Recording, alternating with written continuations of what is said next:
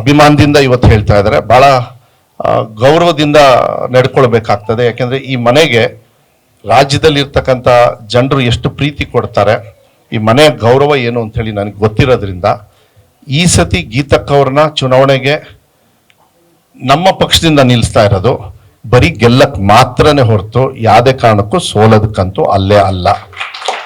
ಅದನ್ನು ನಾನು ಕ್ಲಿಯರಾಗಿ ಹೇಳ್ತೀನಿ. ಯಾಕೆಂದರೆ ನಿಮ್ಮೆಲ್ಲರ ಮನಸ್ಸಲ್ಲಿದೆ ನಾವು ಗೆಲ್ಲೇಬೇಕು.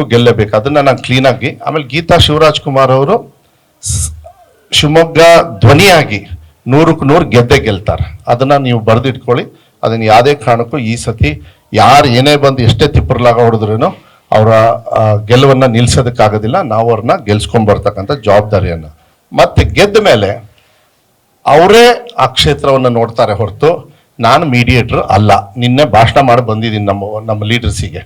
ಯಾಕೆ ಅಂತ ಹೇಳಿದರೆ, ಮಾನ್ಯ ಸುರ್ಜೇವಾಲ ಅವರು ಲಾಸ್ಟ್ ಟೈಮು ಶಿವರಾಜ್ ಕುಮಾರ್ ಅವರು ಫಸ್ಟ್ ಟೈಮ್ ನನ್ನ ಜೀವನದಲ್ಲಿ ಹೋದ ಚುನಾವಣೆಯಲ್ಲಿ ಅವರು ನನಗೆ ಚುನಾವಣೆಗೆ ಪ್ರಚಾರಕ್ಕೆ ಬಂದಿದ್ದು. ಹೋದ ಸತಿ ನನಗೆ ಗೊತ್ತಿರಲಿಲ್ಲ. ನಾನು ಮನೆ ಒಳಗೆ ಬಂದಿದ್ದೆ, ಅವ್ರ ಹೊರಗಡೆ ಮಾಧ್ಯಮಕ್ಕೆ ಹೇಳಿ ಬಂದ್ಬಿಟ್ರು, ಇಲ್ಲ ಈ ಸತಿ ಮಧುಗೆ ಮತ್ತು ಭೀಮಣ್ಣ ನಮ್ಮ ತಾಯಿ ತಮ್ಮ ಅವರಿಬ್ರಿಗೂ ನಾನು ಚುನಾವಣೆಗೆ ಹೋಗ್ತಾ ಇದ್ದೀನಿ ಅಂತ ಹೇಳಿಬಿಟ್ರು. ನಾನು ಹೇಳಿರಲಿಲ್ಲ. ಯಾಕೆಂದರೆ ನಾನು ಶಿವಣ್ಣ ಅವ್ರಿಗೆ ಹೇಳಿದೆ. ಯಾಕೆಂದರೆ ಅವರಿಗೆ ಪಕ್ಷಾತೀತವಾಗಿ ಜಾತ್ಯತೀತವಾಗಿ ಅವರ ಅಭಿಮಾನಿಗಳಿದ್ದಾರೆ. BJP ಅವ್ರು ಇರ್ತಾರೆ, JDS ಅವ್ರು ಇರ್ತಾರೆ, ಕಾಂಗ್ರೆಸ್ ಅವರು. ಯಾಕೆಂದರೆ ಅದನ್ನ ನಾವು ಮಿಸ್ಯೂಸ್ ಮಾಡಬಾರ್ದು. ಅದು ನನಗೆ ವೈಯಕ್ತಿಕವಾಗಿ ಆಗಲ್ಲ. ಆದರೆ ಶಿವಣ್ಣವ್ರು ಆಗಲೇ ಅಲ್ಲಿ ಹೇಳಿ ಬಂದ್ಬಿಟ್ಟಿದ್ರು. ನಾನು ಅಂದ್ಕೊಂಡೆ ಅತ್ಲಾಗ ಅವರೇ ಹೇಳಿರೋದ್ರಿಂದ ನನ್ನ ಪುಣ್ಯ ಭಾಗ್ಯ ಏನು ಮಾಡೋಕ್ಕಾಗಲ್ಲ ಅಂತ. ಅದಾದಮೇಲೆ ನನ್ನ ಒಂದು ಕಾರ್ಯಕ್ರಮಕ್ಕೆ ಬಂದಾಗ ಮಾನ್ಯ ಖಾರ್ಗೆ ಅವ್ರು ಕೇಳಿಕೊಂಡ್ರು.